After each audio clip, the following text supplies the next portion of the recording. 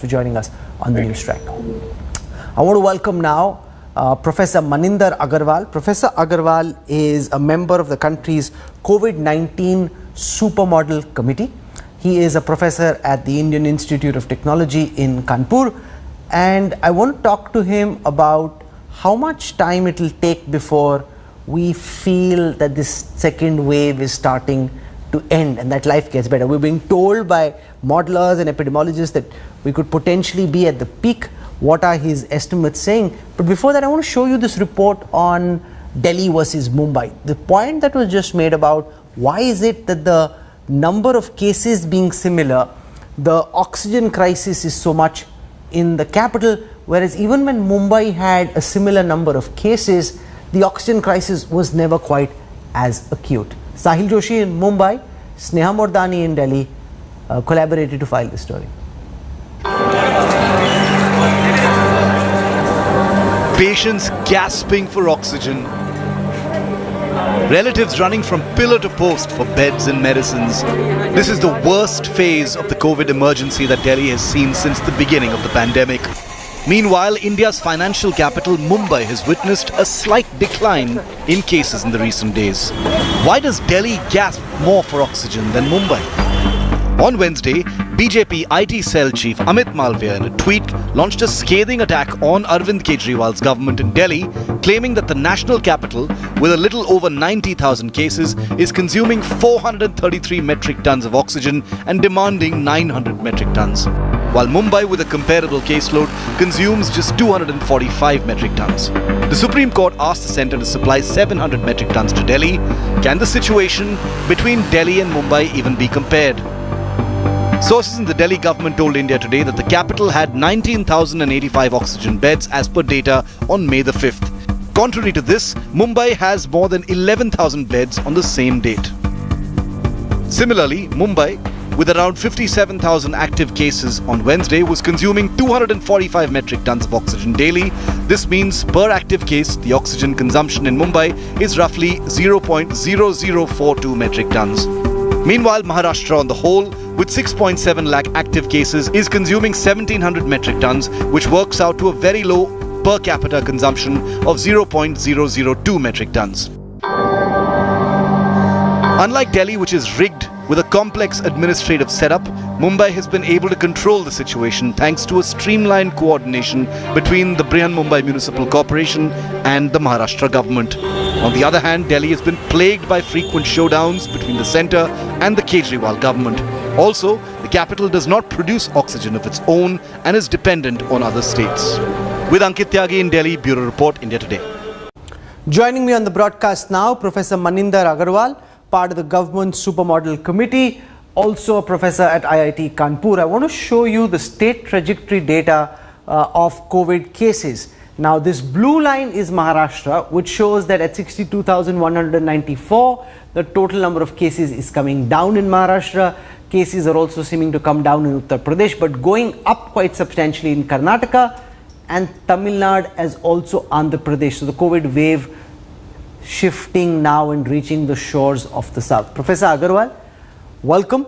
Can you give our viewers the latest on what your models are suggesting about the current state of the COVID reproduction rate in our country?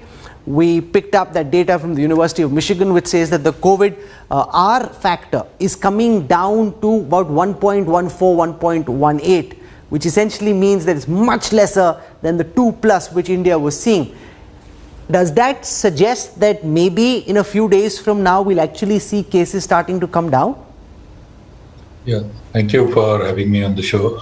Just want to clarify one thing first. The National Supermodel Committee that was formed last year, and I was a member of that, as you said.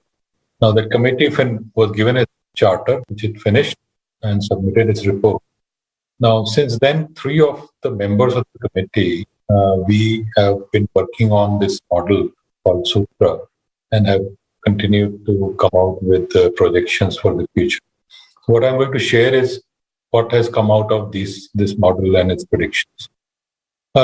Yes, according to our model as well, the cases seem to be nearing its peak in India. Our estimate of reproduction number is actually less than 1.1 right now. So roughly agreeing with what you mentioned. And what we believe is that very soon we will turn the corner in terms of new cases. The new cases should start dropping. It will still take some time, maybe a week or 10 days after that, for active cases to start dropping. And it's the active cases that really determine the load on hospitals. And so hopefully by around middle of May or a little later, we will see a reduction in the load on hospitals. How are your estimates in March? Because one of the biggest complaints against the government has been that those modelers who've been providing data and estimates to the government simply failed to read the magnitude of the wave. So what you're saying about the future, I take more seriously if I knew that you predicted the past well. Absolutely. You are under no obligation to take what we predict seriously at all, nor do the viewers of the show. This predicting future is a very uncertain science. Just like weather, one sometimes get it right, sometimes one doesn't get it right. But we all try to learn and improve. We are very right that none of us were able to predict the intensity of the second wave. In our model, we did roughly predict within, let's say, plus minus 10, 15 days, the peak time of the wave. But we couldn't get the intensity. Why not? Right. When you look back and you're a modeler, so you're studying the limitations of your model, what is it about this wave that you and everybody else missed, which is why the people of India were caught so off guard? Nobody in February, March told us that April and May are going to be so bad and that we needed to prepare. It's almost as if we walked into a death trap. Two reasons. First is the mutant. You just cannot predict how virulent a mutant could be.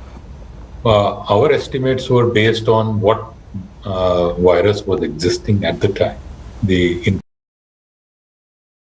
That's one thing that took everyone by surprise, not just us, everyone by surprise.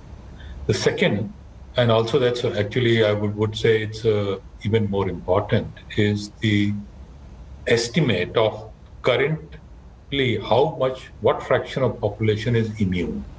Because the lower the immune population is, the more people are available for the virus to infect. On the other hand, if a higher fraction of population is immune, virus doesn't get that much of a leeway and therefore cannot spread that much. Now, in fact, none of us had any estimate of the current state of immunity in the population. There were some surveys done by ICMR. The latest one that was reported was in early December and early Jan. But by March, perhaps many of those people may have lost immunity, because after all, the immunity only survives for a certain period. And to estimate that really was very practically impossible, because one doesn't have reinfection data as yet.